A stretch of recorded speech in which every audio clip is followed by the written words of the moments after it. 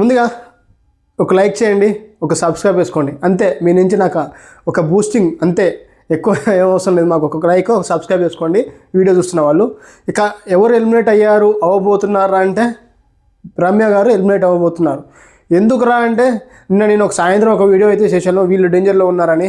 ఆ బాటమ్ 3లో అయితే నేను చెప్పాను నిన్న ఈవినింగ్. రమ్య గారు, సాయి శ్రీనివాస్, రాము ముగ్గురు ఉన్నారు.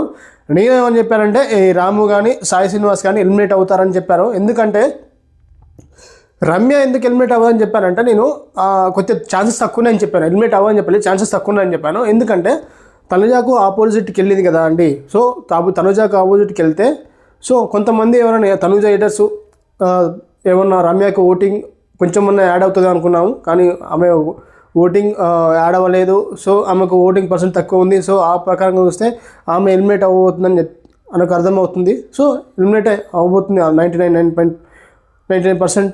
సో ఎందుకురా రమ్యకు ఓటింగ్ రాలేదంటే తెలుసు మనకు. ఇంత ముందుకు బయట ఒక హేట్రేట్ అంటే హేటర్స్ చాలామంది ఉన్నారు. వాళ్ళ అక్క చెల్లెళ్ళకి గాను ఆమెకు కానీ చాలా హేటర్స్ చాలామంది ఉన్నారు.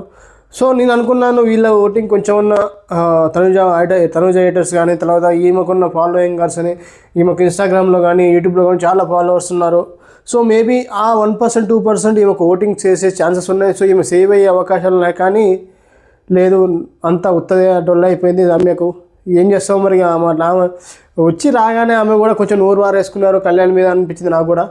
సో ఆ పరంగా చూసుకుంటే బయట హేటర్స్ ఉన్నారు, ప్లస్ ఆమె జెన్యున్ ఫాలోయింగ్ కాదనుకుంటా. సో ఆమెకు ఓటింగ్స్ అయితే ఇవ్వలేదు వాళ్ళ. అంటే ఇక నాకు అర్థమైందంటే ఆమెకు ఓటింగ్ పర్సంటేజ్ కొంచెం ఓట్ సేవ్ అయ్యే అవకాశం ఉండేది, కానీ ఆమెకు ఓటింగ్ పర్సంటేజ్ లేదు.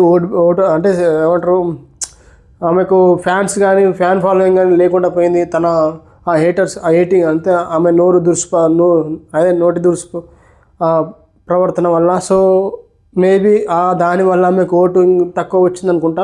ఇంకా సాయి శ్రీనివాసు వీళ్ళందరూ కూడా వాళ్ళకు మ్యాక్సిమం చెప్పాలంటే నాకు సాయి శ్రీనివాసు వెళ్ళిపోతారు అనుకున్నాను, కానీ ఇక ఈమె హేటర్స్ కూడా ఆయనకు వేసి ఉండొచ్చు. తనుజ ఇప్పుడు రమ్యని పంపించేయాల్సిన వాళ్ళను క్రాస్ ఓటింగ్ సాయి శ్రీనివాస్ కానీ రాము కానీ వేసి ఉండొచ్చు. సో దానివల్ల వీళ్ళు ఫ్యాన్స్ జనాలు అనుకున్నారు రమ్యని ఎలిమినేట్ చేయాలని. సో ఏం చేస్తాం, వాళ్ళ చేతిలో ఉంది ఓటింగ్ అంతా. ఇక ప్లస్ నేను అనుకున్నాను రమ్య తనుజాకు ఎదురెళ్ళింది కదా, ఉంచుతారేమో. ఎందుకంటే తనుజాకు కొంచెం ఆపోజిట్ చేసే పర్సన్ కొంచెం డేర్గా ఆమెకు ఎదురెళ్ళిన పర్సన్ రమ్య ఒకతే కనిపిస్తుంది. సో ఆమెను ఉంచుతాను అనుకున్నాను, కానీ ఓటింగ్ ప్రకారం అయితే ఆమెను తీసేశారు. ఇక మనకు తనుజ విషయానికి వచ్చేసి తనుజాకి ఎవరైనా తనుజాకు కొంచెం ఎదురెళ్తే అవుట్ అవుతారనే కొంచెం భయం అయితే వాళ్ళలో కనిపించింది.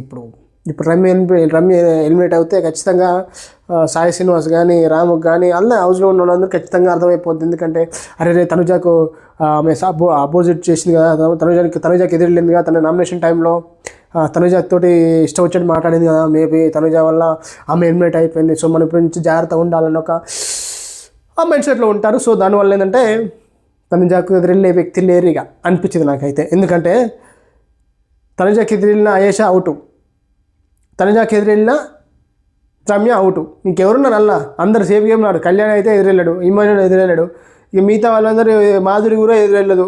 అందరు సేఫ్ జోన్లో ఆడతారు. ఇక తనుజాకి ఎదురెళ్ళే వ్యక్తి లేరు నాకు అనిపించింది. So Ramya is going to be eliminated. ఇది వార్త అప్డేట్. మీరు కనీసం దయచేసి ఒక లైక్ చేయండి, సబ్స్క్రైబ్ చేసుకోండి. Thank you for watching. Please subscribe the channel.